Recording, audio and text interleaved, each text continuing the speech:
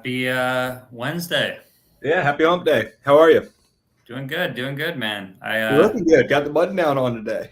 I do. Real I do. nice. Gotta look professional for the podcast. Yeah, Really, somebody's I got had to some do it. video interviews today, Nice. candidates. That's why I needed to. But yeah, I'm excited for episode. Hey, good call on the music. Did you see John's comment already? Yeah, Cool intro music. man. I wish I could take credit, but that's the trio guys, Rince and them. They picked out the tunes and put it all together. Yeah. Shout out to our sponsors, Multi-Service Fuel Card. I just saw they're hiring a social media intern this summer, by the way. Great company, been around since 1978. Longer than Will and I have been alive, probably around our combined age, somewhere around there. Maybe not quite, but yeah, great people, great rates. I know several carriers, that love them. Great people. Black Box. When are we getting rid of that Black Box sponsor? Never. We're a legacy kidding. sponsor. That's Will's company. Trio Inc. Great. They do our back end. They do all of our posts on our Two Dogs page. Obviously, Will and I's own page are our own content, but the Two Dogs page is, for the most part, our back end posting. HG ships. Let's say one more thing about Trio. They do a little bit of everything. They do offshore staffing. Black Box has a few of their people. They do great work. And then again, like Matt said, they're doing all of our back end stuff, the graphics, the videos, everything you see. And the cool intro music that John commented on, that's the Trio guys. Didn't mean to interrupt you, Matt. Yeah, no worries. HG ships, if you're looking to be an agent, I'd love to talk to you. Sales Dash CRM. I was just talking to Josh yesterday. So, Josh does a great job of getting himself out there. I just got a message or two, just the other day of someone that had seen, when Josh and I talked on his YouTube channel. His business is really growing. A lot of larger brokerages, are coming to use them. I know you use them, Will, freight specific CRM. Just really great product and even better person. Josh is a dog, certified dog. And 100%. we've got our banner sponsor, Task Factoring. Man, can't say enough good things about this group based out of Kansas. They go beyond just normal factoring. They really try to educate their customers or potential customers. They've got a lot of good content out there. They're not hard to find. Very big company. If you give them a Google, they've got a lot of good content out. Yeah, 100%. They're sponsoring the Broker Carrier Summit as well down in Fort Worth, Dallas. But yeah, great guys, great rates. Well, I'm really excited for today's guest. Morgan has a lot of experience in recruiting. We'll get into it, but she started her time at Steam. Big into traveling, just really outgoing. A great personality. Really fun person and got a lot of knowledge on the recruiting front, the traveling front. I know Will was asking her for some advice pre-show on Colombia and the Philippines. We're looking forward to diving into it with Morgan. Awesome. I'll bring her out on stage. Hey, Morgan, guys. how are you? Hey, Morgan. Hi, I'm doing good. A little bit cold, but other than that, good. Yeah, so you're joining us from 200 miles north of the Arctic Circle. So pretty cold weather conditions up there. Yes, I just landed this afternoon, took a tiny little plane here from Stockholm. It was like one of the planes where they wheel the stairs up to you and then you get down like you're like a celebrity or something. Yeah. I looked around. I was like, holy cow, that's a lot of ice. And my sister was like, yeah, you're the only person I know who goes to the Arctic Circle and goes, wow, it's a lot of ice. I'm in the most northern town in Sweden right now. Very cool. What's the time difference there? What time is it now? It is 10 p.m., 11 p.m. to be specific. Well, thanks for joining us so late in the day. It's going to be it's got to be an adjustment, I guess, for you traveling to different places. You always got to look at what time zone it is. Yeah, well, I keep my computer, my entire work setup is set to Central Time, which really helps me stay organized. And when I'm recruiting, stay on top of it with my candidates and my clients. So that never changes. And then my phone is set to whatever time zone I'm in. So to be honest, I don't really pay attention to what time it is until my alarm dings to log in for work. So I'm just like, whatever, wherever I'm at in the world. But it's cool. The cool thing about being in Europe is because of the time change, I have a full day to play with. before Central Time even wakes up. So by the time my clients and candidates are starting their days, I've already gone to museums or gone hiking or explored coffee shops or flown somewhere. I mean, today I took 2 flights and found a new hotel before I even logged in for the day. So you get a lot of your time back. Yeah. And that's what you were doing before. I mean, if you want to kind of give maybe the viewers, I know a little bit about your story, but it's a pretty cool story of how you got into logistics. And so you were doing some traveling, before and then kind of with COVID. But why don't you kind of tell, maybe give the viewers kind of a background of how you got into logistics and some of your traveling and kind of what happened? Yeah, so I really stumbled into logistics completely by accident. So prior to COVID, I was a full-time backpacker, like a full-time traveler. I have a degree in public relations and like a background in marketing, but after I graduated from university, I had this deathly fear of cubicles. And I was like, I don't want to go to a cubicle, I will die. And so I instead took off and I was like, I'm just going to take a gap year and did a whole bunch of traveling, and that lasted up until COVID. So I went all over Asia and traveled. I traveled all over Europe. I traveled all over Central America, South America. I went to these crazy festivals. Like I went to the world's largest food fight in Spain where you throw tomatoes at each other. I went to Carnival in Brazil and like danced in the streets. I bartended in Cambodia when I ran out of money. I lived in a tent in Alaska for like 6 months. Like I just wandered. And then COVID obviously put an end to that, not only because of the world shutting down, but my primary source of income was restaurant work, which was done. And I was like, okay, I need a job. Who's hiring? And logistics companies were hiring. So I got hired at Steam on the sales floor. I was a drayage broker working on containers. And then I moved into the recruitment side. And it's kind of cliche to say the rest is history, but like seriously, for me, the rest is history. I still work in recruitment. I love it. And I work for a fully remote company now. So I was able to kind of combine those two things. And now I work from anywhere and everywhere in the world as long as there's Wi-Fi. How did that go initially getting into recruiting? Was that something you thought you would like going from, the drayage broker side or what kind of led into that getting into recruiting? I knew I would like it. I knew it would be a good fit for me. I love people. I'm really personable. I have very, very thick skin. So I take nothing personally ever. It's really hard to offend me. But there was a huge learning curve. I thought it was going to be easier than it was. And it wasn't. It was very hard. I made a lot of mistakes. I'll never forget.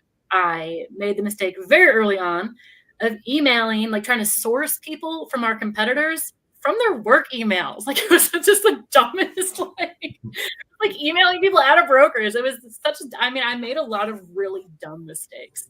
That's how you learn though, right? Do you have anyone reply back to you and be like, why are you emailing me at my brokerage email? I got a call from the president of the company who told me to stop now and ask the president of my company what they were doing, having someone so green on their team. But that's how you learn. And you have to like have those experiences and kind of laugh at them and remember them and grow from them. And I've been in recruiting for several years now and I've made a lot more mistakes, but I've also found a lot of success. Yeah, 100%. You were doing all types of roles at Steam, right? I mean, you guys were doing sales roles, accounting roles. You had kind of and you were having to go all over the country since Steam has offices everywhere, if I'm correct. Yeah, it was really fun. I mean, I visited all of their offices and I was their talent acquisition manager. So I was responsible and my team for any open role company-wide, which meant that we did everything. We did accounting roles, we did operations roles, we did high-level branch manager roles, we did entry-level sales roles. And it really was a good way to learn the industry and get exposure to what a lot of different people have to do. And also kind of learn like a brokerage from the bottom up, like what makes a brokerage successful? What kind of people does a brokerage need in order to be successful? And yeah, it was really fun. I remember you got to experience in the comments. Dog mentality, Morgan, go Mo. So I got to ask. So do you think that? Because I don't know much about recruiting or staffing, but I have to think. So all this travel, meeting all these different people, like ultimately that's what it is. It's people, right? So you have that. Does that help you when you're connecting or trying to source? As you said, you knew that you'd be good at it. Do you think that plays a large part in it? Yeah, I think so. I mean, I have been to over 50 countries across the world, and I've worked in several countries, and I have interacted with people from all over the world and all different cultures. And so I have a very open personality where, like I said, I don't get offended. I don't get offended because I'm not easily offended, but I also don't get offended because I understand people come from different backgrounds. Like I understand that a cultural norm in Southeast Asia is completely different from a cultural norm in Central Europe, which is completely different from a cultural norm in South America. And so I approach all of my interactions with people just from like a genuine, like, I want to get to know you. I want to learn about you. I want to like see if this could be a good fit. I'll be honest with you. And I think having that travel background has helped. And I also think Steam was my first corporate job ever. And I was almost 30 when I started there. And so I think having that background of not being professional and not being in a corporate environment, I didn't come into the role with any predetermined rules. I didn't come in with like, this is what it means to be professional. And that helped me on LinkedIn as well. Like when I started posting on LinkedIn, I was like, I guess I'll just say whatever I want. And it worked. So I think it's helped me immensely. Yes. Yeah, I think so. So I think that's huge. Not to get off topic, but just with brand or connect with people, just being authentic, right? With a lot of the cookie cutter like corporate statements, at least for like marketing, everything, it's just kind of like nobody really cares. But if and when it feels real, genuine, people connect. And I mean, I think that's why maybe one of the reasons why you kind of blown up on LinkedIn, because people relate to you. Got a question from Chris. I'm not sure why he's asking, but are you left-handed? Yeah, I am actually. I don't know why you asked that. Chris, we need to know why. Yeah, need another follow-up comment there. You were in Minnesota too, if I remember correctly, right? You got to experience, so the Arctic must not be too bad for you if you spent some time at the Steam office in Minnesota. Shout out to those guys, some cool guys. I know. Shout out to all my like Minnesota people. Like, yeah, I had a really fun time. So Steam, they really invested in me. And that, like, to this day, they're a company I will always believe in. You will never hear me say a bad thing about them because they gave me so many chances to grow and learn. And one of those opportunities was a chance to actually go to Minnesota and live there and be in that office and get to learn more of like the HR side and what it meant to be a human resources representative and not just a recruiter. And that was really cool because that was an office I'd interacted with virtually, but to actually go there and work with them and sit with them side by side, all of those people became real to me in a way that they just couldn't through a screen. And yeah, I like Minnesota. Malcolm Yard, the chicken there. Oh my God, they have the best Korean fried chicken I've ever had in my life in Malcolm's Yard. Can you tell Will it's not a small city? Will I don't think it's a small city. I just like to give you hell for it because it's funny. Like, I understand it's a big city, but to say that Minnesota has great fried chicken, that's surprising to me. We have really good fried chicken in the South. Matt, I'll take you to get some when you're in town. You've got some supporters, Lefties Unite, Caroline Kelly says, and then Chris has a follow-up. Females in sales role are a lot of times left-handed. Black Box just got a recruiting cheat code, LOL. I'm still not certain where he's going with this. It's really interesting. I see a lot of lefties in sales and brokers as a whole too. I'm not certain that we have any left-handed people at Black Box. Maybe we need to get some. Aren't left-handed people generally speaking more creative? Right? That would make sense. I'm not sure, but I don't know. It wouldn't surprise me, I guess. Maybe Chris has some more insight. I'm not sure. So Chris, we need to connect on LinkedIn. I need to learn more about this. Oh, sure. I will. But speaking of Steam, we just got a Steam office. I say we. There's one that opened up in Birmingham not too long ago. It seems like they've really been growing rapidly. Just hear good things about them. Not funny story, but somebody actually drove a car into their building on accident. And they put up a guardrail, but it seems like they're growing pretty rapidly all across the country. Good for them. Yeah, they are. And there's so many really good people there. I still like have a lot of really good friends from there, which is really cool. And like, I don't know, they're just good people. And like, that's the hardest thing about being a digital nomad and being fully remote is that you kind of lose your people a little bit, especially not going to the office and seeing them every day. Cause that was like one of the best parts of my job was hanging out with all of my work friends. Yeah. How was that adjustment? I mean, were you expecting to go back into recruiting? Cause you, when you left Steam, you were doing just some more traveling. Was it, on your radar, like, hey, I'm going to take a break and get back into a different side of recruiting? Or how did that come about to, kind of land a journey? So Will and I had connected through LinkedIn. And I had always thought his content was really good. I'm referring to Will Jenkins, the founder of Journey. And I always thought his content was good. I always thought he seemed so sharp. And I like to be around people I can learn from, like people who are going to make me better. And so we had talked off and on a couple times. And he told me that he was thinking about starting a company. And I was like, that's cool. Like, what do you want to do? And he was like, oh, I think I want to be like recruiting. And I was like, I'm out. I need a break from recruiting. Like I'm going to Europe. Like I went to Europe with my sister and it was really cool. We sailed around Croatia. We rented a car and drove through Montenegro and Bosnia and Herzegovina. And like, I just like stayed off of LinkedIn and just did nothing. I didn't even think about job searching for like 6 months. It was great. And Will and I just stayed in touch and he kept me updated as he built the business. And we talked about like ideas and what he was working on. And just again, like I was just so impressed by him. And he's such a smart, sharp businessman. And he's also just a really good human.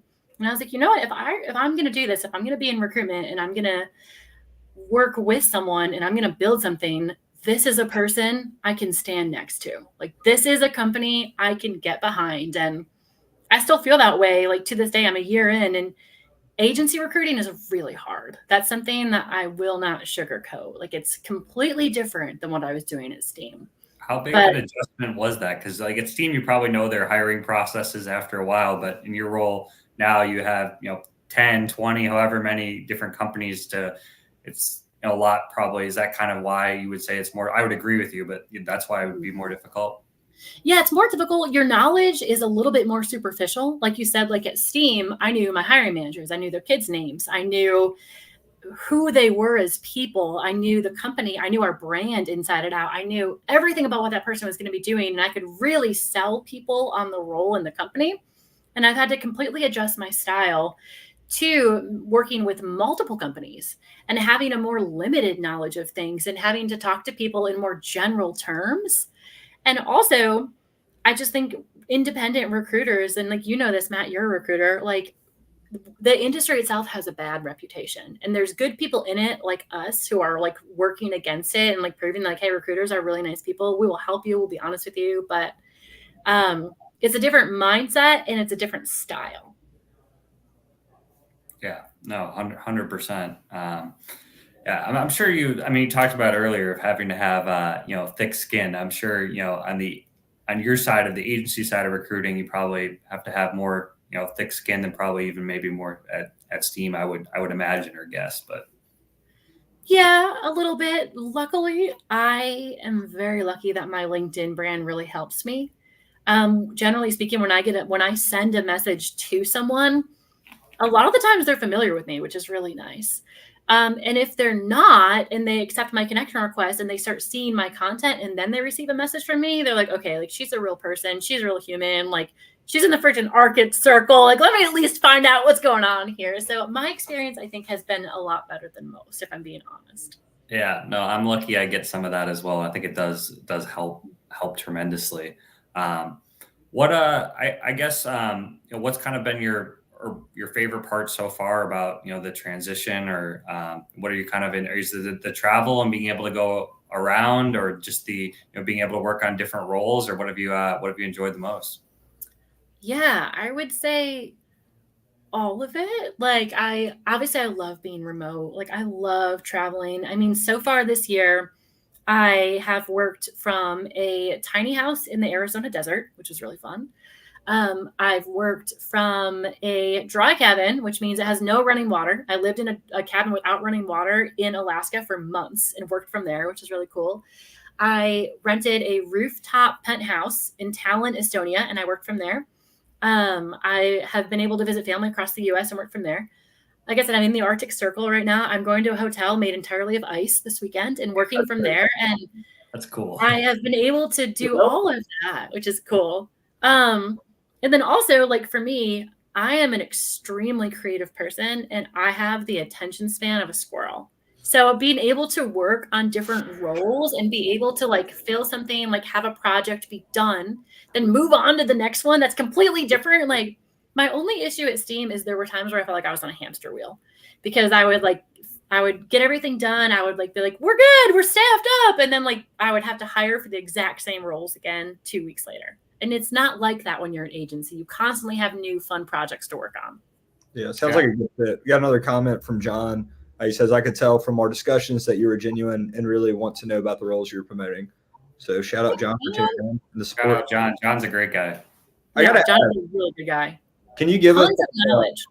Yeah, he's tuned in a good bit. We always appreciate his comments. Very insightful. I got to ask though. I know you've been to 50 different countries, all these different places. Are you able to give us like a top 5 places? Yeah.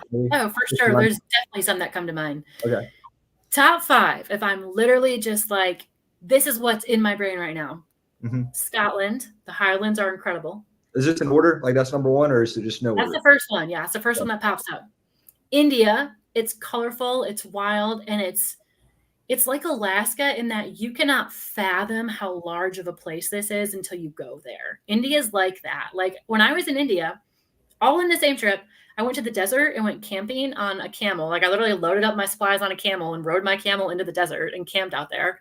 I also went all the way down and went to the most beautiful sand beaches. Like it's just an incredible place. So India, super cool, super colorful. Bosnia and Herzegovina, that place, like if there's magic in the world, it's there. It's really cool. Nicaragua, because Nicaragua is what Costa Rica was before everyone discovered it. So if you want to go to Costa Rica but have an authentic experience, go to Nicaragua. Yeah. And then probably 5th, and this is such a cliche, but New Zealand, because it's just really cool there. Awesome. Yeah, we'll have to clip that. Minnesota didn't make the list, Will. I'm sorry. Oh, yeah. Shocker. Oh, no. Yeah. I'm sure Minnesota is a great place. I was in the Minnesota airport a couple weeks ago. Lovely airport. We got some Chipotle.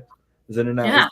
It is a nice airport. Well, I guess since we haven't really dived into this at all, but I obviously have a lot of knowledge on recruiting from the agency side. I'm sure there's some people, listening out there. By the way, you're a popular guest. I don't think we've ever had 24 people in here at one time all watching, but I'm sure there's some people that are, maybe looking for, jobs or down the line. What are some advice or maybe mistakes that you see from, job seekers, out there? Yeah, well, this is one I talk about all the time, but I think that a lot of people really struggle with their resume. And I can see why. They're hard to write. What do you leave on there? What do you leave off? Should you customize it? Like resumes, like you sit down, you're staring at this blank piece of paper and you're overwhelmed. Like I totally get it. But as a recruiter, transparently, I would have to say I see more bad resumes than good. And it's a bad resume, in my opinion, is a resume that does not clearly define what you've done in past roles and what your skills are. So like if I read a resume and I'm like, okay, is this person an account manager? Did they sell? What were they on the carrier side? What did this person do? And I'm sure you get that too. No, because it's hard. Some people have these crazy titles in logistics that I have no idea if they're a carrier sales rep, a customer rep, cradle to grave. Like it'll say customer success, for example, is completely different at one company than another. And even in the tech industry, it's very difficult sometimes. Yes. And then like, even in the bullet points, like, I don't know, like, okay, so you've got the company name, but I don't really know what this company does. So what were you selling? You were selling, but what were you selling? Who were you selling it to? Like, I feel like resumes, a lot of times I'm confused, and I know that is probably bad and too honest, but a good resume should just be super, super clear and make it easy for the other person to be like, yep, I know what this person did. I know what they're capable of, and I know they're a good fit. And resumes too often don't do that. Yeah. Do you get people who just blindly send the resume without like a message? Like, what's kind of your thoughts on that? Because I know it's different for your role. Like for me, recruiting, I don't really even look too much at resumes. But I know for W-2 roles, it's really important to have a good resume. But I mean, you get some people who just think because you're in recruiting, they're just going to send over a resume without any notes and think you're going to find them a job. Or what's the best way, do you think, to approach a third party recruiter? Yeah, I would include some kind of small blurb about why you're coming to them and what you're looking for. Just be like, hey, I see you're a recruiter. I see you work on supply chain and freight roles. I'm an experienced whatever. I'm looking for a new role because I've been laid off, or just because I'm curious what's out there, whatever. Like, or I just want to learn more about what you're working on. Here's my resume. Like, if you've got time for a call or you think it's worth discussing more, like, please let me know. Just like a little small blurb would help. Because yeah, sometimes like people just like send me a resume and I'm like, okay, dude, like, what do you want? I got a question from Chris here. He says, when you're sourcing a candidate, how much stock do you put into a bad format resume versus good format resume? It depends, Chris. Honestly, I if I receive a super high volume of resumes for a role, then I will read each of them and I'll be like, okay, I think these are the ones because I only have so many hours in a day. Like I spend an average of 30 minutes to an hour on the phone with all of my candidates, which means that like realistically speaking, like if I'm going to get other things done, I max out at 6 calls a day. So like that means like of this stack, like I can talk to 6 of you today. So the good formats are always going to get priority because of like the simple time constraints that I'm working with.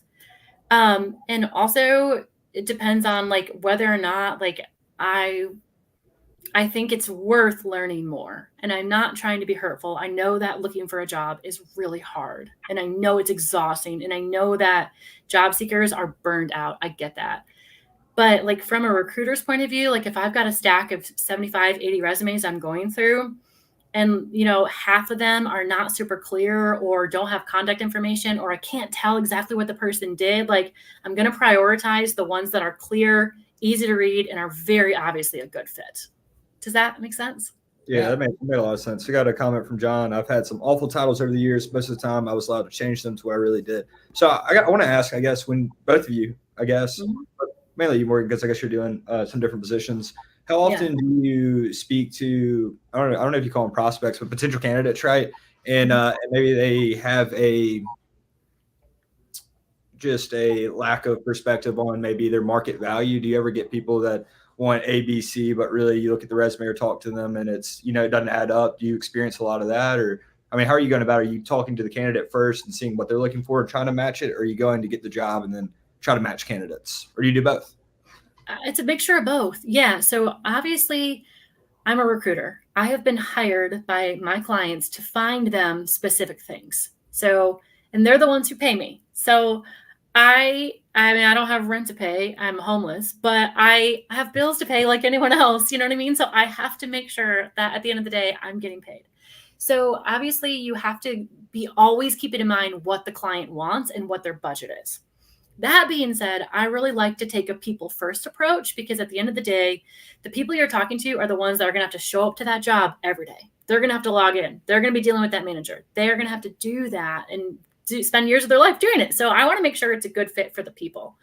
So my style is generally speaking like, okay, tell me what you're looking for. Tell me what you want. Tell me what is going to really fill your cup and make you feel excited. Tell me what pain points you're having right now. And then I will tell you what I have. We'll see if we can meet in the middle. If it's worth a further conversation, we'll keep it going.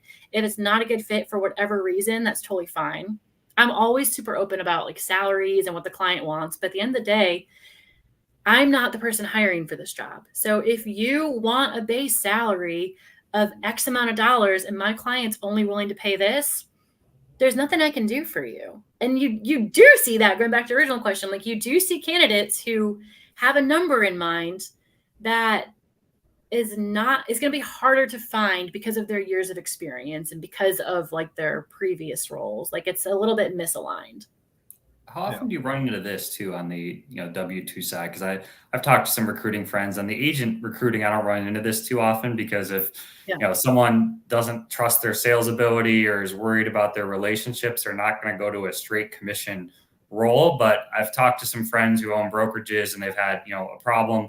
This person says they have done $100,000 in profit a month for the last 3 years, or they have a 5 million, say whatever number, and they demand this high salary. And then they come in and, 60 days later, they're gone, which can often hurt the recruiting firm too, if there's a 90 day clause. But being able to like weave through, who is legitimate and what they're saying and who's not. Was that new to you? Because I know Steam they're hiring a lot more people, without experience, with college, just graduated college. But your role now, I'm imagining a lot of them, they're wanting, not necessarily a book of business, maybe some, but at least like a proven track record. So I guess maybe kind of talk about how you deal with that. Yeah, it was a big learning curve for me. I mean, at Steam, I specialized in entry-level green talent. Like we needed brokers. We had a great training program. So I was like going to colleges and I was like, oh, you're a really talented like server at this restaurant. Let me give you my card. Like I was true recruiting was a small part of what I did. And so now that I'm on the other side of it and I'm talking to experienced reps all day, every day, I had a huge learning curve of like realizing like, A, like what a fair market base salary is for a seller, and B, what a true seller looks like. Because like you said, like a true seller who has good relationships and is confident in their sales ability, they don't care what the base is. They care what the commission looks like. So to me, if somebody is asking me like, what's the commission plan? What's the earning potential? My ears always perk up. I'm like, all right, yes. Versus somebody who's like, yeah, like I need $100,000 base salary if I'm going to make a move. I'm just like, okay, why is that? Is your book not going to come, or do you not want to start over? Like but that to me is always actually a little bit of a red flag when it comes to sellers. I like that you mentioned that because it seems like, I don't know, after speaking to people for a while, you kind of pick up on who really isn't, especially in the brokerage world. It seems like a lot of people throw out lofty numbers. And then when you really get to talk to them, that, the guy that actually really knows that, like, I did this much at this percentage over this quarter, like you can tell. Or then, if they want the big base and then the low commission, but they're supposed to be brought on as a hunter. I look at it like the relationship with their customers, like 1 to 10. 1, you're on a load list BCC, or like 10, you're getting invited to Christmas dinner. Pick up your phone, text your customer, let's see what they say. You can really gauge it. Look at the conversations, because unfortunately, it just kind of is what it is. Most books of business aren't as transferable as people think that they are. So yeah, if you leave them with skin in the game and they're confident and they want to prove it, there's just people that we want at Black Box. But you get somebody with all this experience and they want this huge salary and they're not that worried about the commission. It's like, oh, we don't really want you on the team. So yeah, I think that's a great point. Yeah, and you got to be in the middle. People have to pay their bills. They have to pay their rent. The ramp period, like people have to be able to live during the ramp up period. Like it doesn't always transfer. It takes time to onboard customers. Like it takes time to build a book. Like you have to be respectful of that. So you have to be in the middle for sure. But also, yeah, like when people come in and they're demanding these big base salaries, I'm like, okay, but this is a sales role. Some of them are, I think you hit it on the head. I mean, you do need a livable wage in that regard, which is why, I tell some people being an agent might not be a good fit for you. But I was curious too, because I know like when I made the move to an agent program, one company, some of these companies want concrete proof of what you did too. I personally, don't do that. I just kind of get a gauge from talking to them. But are you seeing that in your end too, where, companies, they want, some type of proof for the same reason we're talking about is, they don't want to waste a bunch of time, bring someone in and nothing happens, where, some of these things can be proven. No, I'm not saying that. I actually, what I really love about the clients we work with is like, they're not asking for proof, but they've stepped up their interview game. So they're asking more specific questions. They're doing deeper dives into like the salespeople they talk to, and they're able to really weed out the non-sellers because they're doing a really good job interviewing, which I really love. Because like, if you people proof from people, that's really stressful. Like, how are you going to prove it? But you can ask them, like, some questions. Data concerns there too. I mean, I guess, with your commission checks, but I think you made a great point there. What are some good questions maybe they're asking to, delve into? Obviously I have some ideas, but I'm just kind of curious from your perspective. Yeah. Well, I mean, I can tell you one I try to make sure I always ask is just a simple, like, tell me the story of the last 2 customers you onboarded. I don't need their names. I'm always very clear. Like, I don't need names. I'm not here to steal your business, but like, how'd you find them? Like, how did you get them to agree to working with you? Like, how long did it take to onboard them? Like, how many calls, emails, like what finally changed? And like, if a person can tell you a really good story right off the bat, they're like, oh yeah, so like I've been talking to this, grill company for the last year, and last week they had a fall off and they called me for this lane, and like I finally got in and now we're doing this. Or like, if people right off the bat can start talking to you, or if they tell you, they're like, oh well, the biggest customer I landed, I'm like, I didn't ask that. I asked about the last customer you landed. So that is one. And then I think just asking salespeople like point blank, like, why do you think your customers work with you over anyone else? A lot of them are going to tell you a generic answer, but the really good ones will have specific answers. And like, I mean, like Matt, you and I can speak to that from recruiting. Like, why do candidates work with us over other people, other firms? Yeah, no, you make a very good point. Yeah, no, I think in this market too, I mean, it's not an easy job market. I mean, you see, I don't know, sometimes it can be kind of, I have more recruiters in my LinkedIn feed now than I used to, but you see some kind of doomsday, posts from recruiters in other industries and candidates, and it's not the easiest market to get a job. It's definitely an employer's. I don't know if you're seeing that as well, but I would say it's definitely probably an employer's market right now.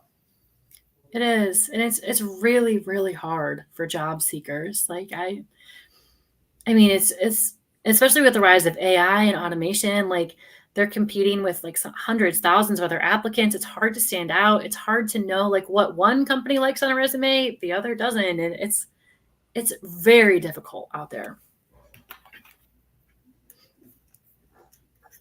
So would you say the majority of the jobs that you do source are sales oriented as opposed to operations? So the way I see it really with that, you have hunters and farmers, right? And we're talking about this data.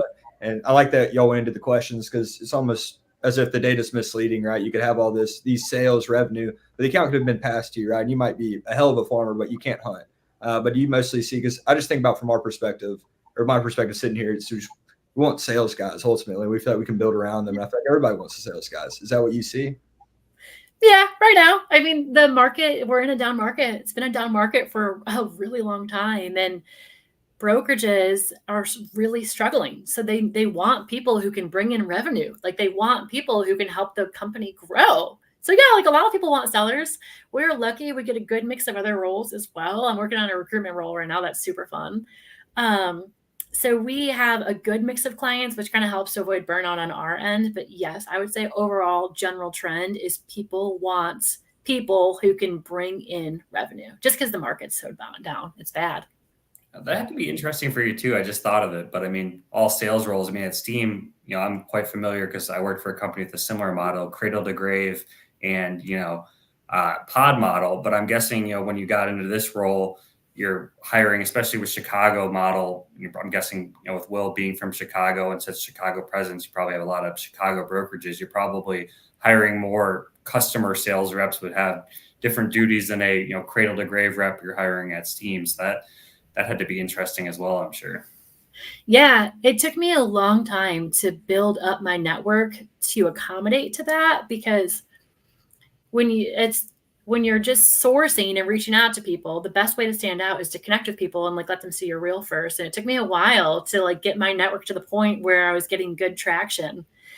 So it was a big change. But the nice thing is like once you start building relationships with sellers, you might not have a job for them right off the bat, but if you have a good conversation and you maintain that relationship, as things open, eventually you have a really healthy pipeline. So it just comes with time. But yeah, it's been a big change.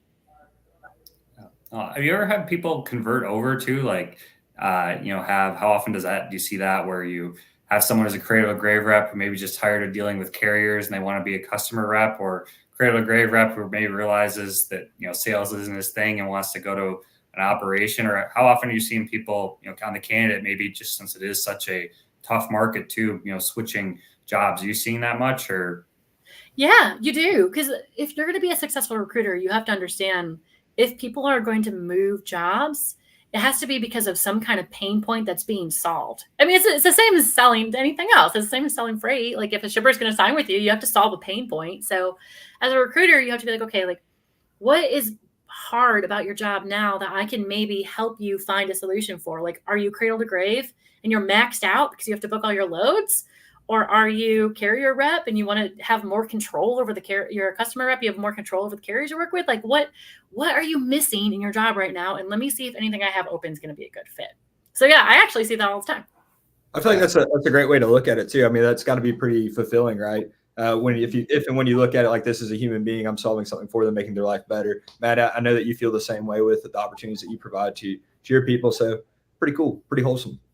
Yeah, that must be a fun part about having different roles too. You can kind of mix and match based on what someone's personality or what they're looking for a lot. I don't know, make it fun in that regard, as opposed to maybe the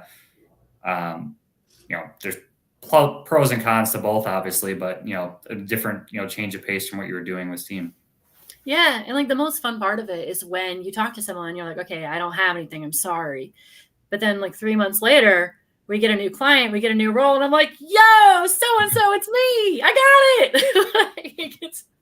And then you can be like, look, I have this opportunity. You wanted a leadership role? One just open. Let's talk about it. Like, that's like the best part of it is when like maybe you don't have something, be in a great conversation with someone and then something new opens and you're like, I got you. Have you guys done any, I don't know, maybe this isn't a good question to ask, but have you guys done any, tech roles too? Or are you guys mainly, or asset side of brokerage? Or are you guys mainly doing 3PL traditional brokerages?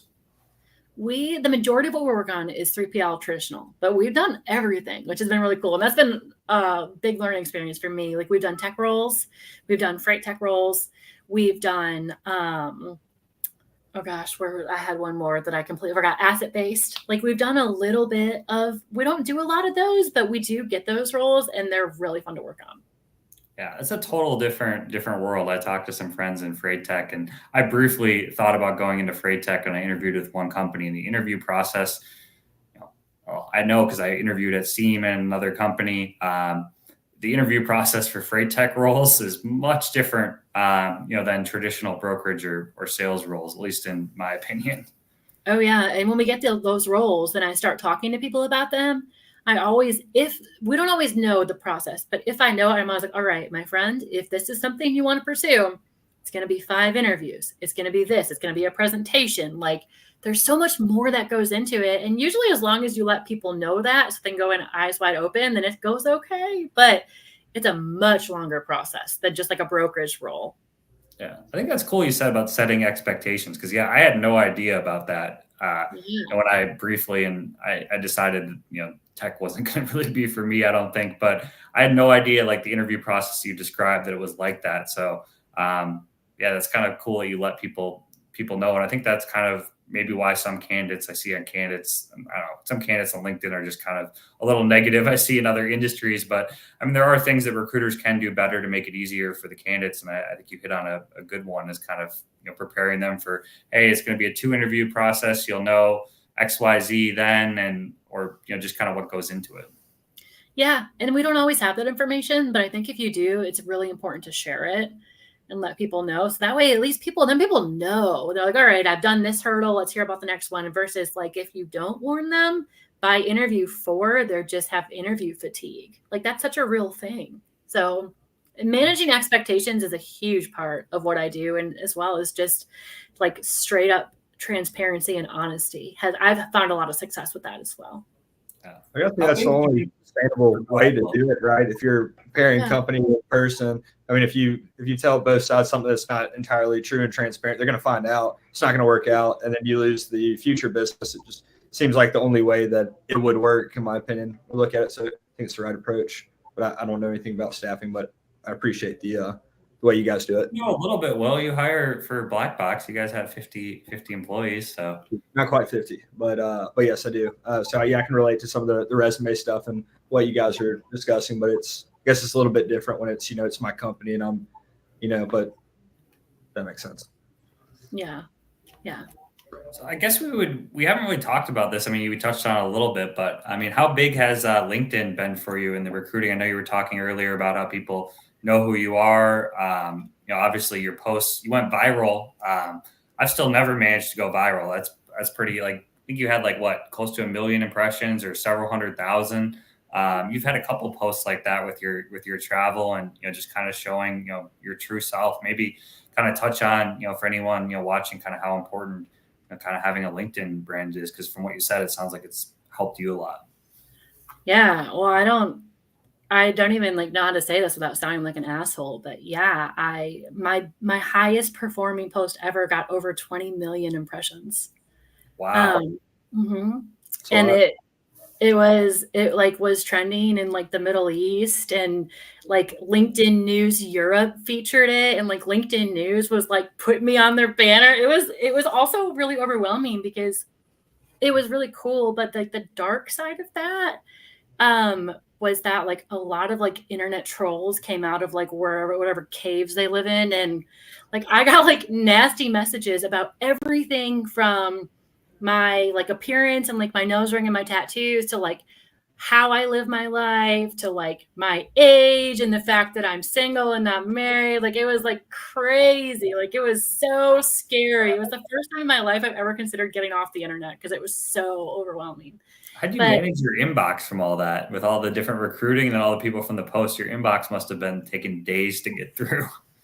Well, I'm down to my last 1,300 connection requests. So I'm I chip away at it a little bit every week. But yeah, it took me hours to get through everything, just hours. But so much good came from it too, so much good.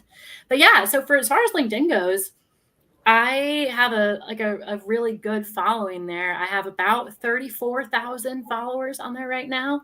And aside from a few viral posts, none as big as that one, but all some other really large ones that have gotten several million impressions, it's all been organic. It's all just been me going on LinkedIn and talking about whatever feels real to me that day. And I only ever talk about 3 things. I talk about recruitment, resumes, interview tips, what I'm working on. Talk about travel, because obviously that's something I really care about and passionate about. And I talk about thrifting because I'm a weird little hippie chick who loves Goodwill. So those are my 3 things. And I have built this audience of people who that also resonates with. And I've made a bunch of friends from it, and I bring in a lot of candidates from it. And it's been a really positive thing. And I just if people ask me about LinkedIn, the only thing I can tell them is to be yourself. And Matt, this has worked for you. Be yourself, be real, talk about the things you care about, and forget the rest. You're never going to see me on there posting sales tips. I don't know how to sell. I don't care how to sell. You're going to see me talking about the cool thing I found at the thrift store and the trip I booked and what I think should go on a resume. So the things I know about and care about. So just be yourself, be authentic, and the audience will follow. Yeah, 100%. The key to LinkedIn is just being authentic. John's always dropping some insightful comments, but yeah, that's super cool. I didn't even know it was 20 million. I think you probably have the most. I thought Tim Dooner, if you're listening, had the most impressions on LinkedIn, but I think you're number 1 just from that post alone. It's you guys, for me to be a dirty hippie traveling backpacking nomad, I literally cut my own hair in the bathroom of whatever hotel I'm in to have this online presence is so surreal. I did not even like I said, I cannot even emphasize, I didn't even get my first corporate job till I was almost 30. It was just, this whole life I have built is something I'm really grateful for, but also something I'm totally in awe of because I never expected this to happen to me. That's really cool. Yeah, you have a very unique, cool story. Well, we appreciate you coming on. It was really fun, and yeah, you were obviously, based on the comments, the viewer count, you're obviously a very popular guest. So I think our audience was happy we had you on as well. Well, thank you for having me, you guys. I really appreciate it. I was super excited when you reached out, man. I was like, oh my God, yes, I would love that. Awesome. Well, thanks, Morgan. We really enjoyed having you. Yeah, enjoy the Arctic. I will. All right. Thanks, Morgan. All right. Episode 30. That was great. That was you can tell she's a really good recruiter. Just, her personality brightens up a room. And I don't say those words, lightly, but you can tell she's a very good recruiter. Yeah, 100%. You can tell the connection she has with people in general. So has a very good tone too, easy to speak to. So yeah, great guest. And I'm about to go back and listen to those travel tips to make myself a list of places I want to go, or top 5. Have you gotten your passport yet renewed? No. I will at some point. You've been All telling right, me you're going to do that for like 3 weeks. How are we going to go on this trip if neither one of us has a passport that's active? I've got stuff going on. I'll renew it. I'll renew it tomorrow. All right. Before we wrap up, final shout out to our sponsors. Multi-service fuel card, been around since what, 1978? Fact check me. Yeah, 1978. Great fuel discounts. They do a lot more for the drivers as well. Got some cool technology. Great group. Black Box Logistics, my company. If you're interested in a W-2 broker role in Birmingham, Alabama, let me know. Trio Inc., they do offshoring in the Philippines. They also do all of our back-end stuff, so all the cool graphics, posts, videos. That's them. I'll let you do HD. HD Ships, you're looking to be an agent. Love to talk to you. We're based out in Reno. Yeah, great company. I enjoy working for them. Sales Dash, Will uses them. If you're over in Tech Innovations right now, Josh is down there in Florida. He won the, I don't think you'll mind me sharing this. He won the golf tournament down there. He's a very good golfer too. Good for Josh. Go ahead. No, say brought to you by TAFS, our banner sponsor. Great rates, great people. They're sponsoring the Broker Carrier Summit. If you're looking for so many businesses that should be factoring, in my opinion, that don't on the trucking side, and you're seeing some people go out of business. It's great people to reach out to. 100%. And Matt will be at the Broker Carrier Summit. So if you see him, say hey to him. Sounds good. And I'll be in Birmingham after that. Yep, the Magic City. Yeah, that'll be a fun time.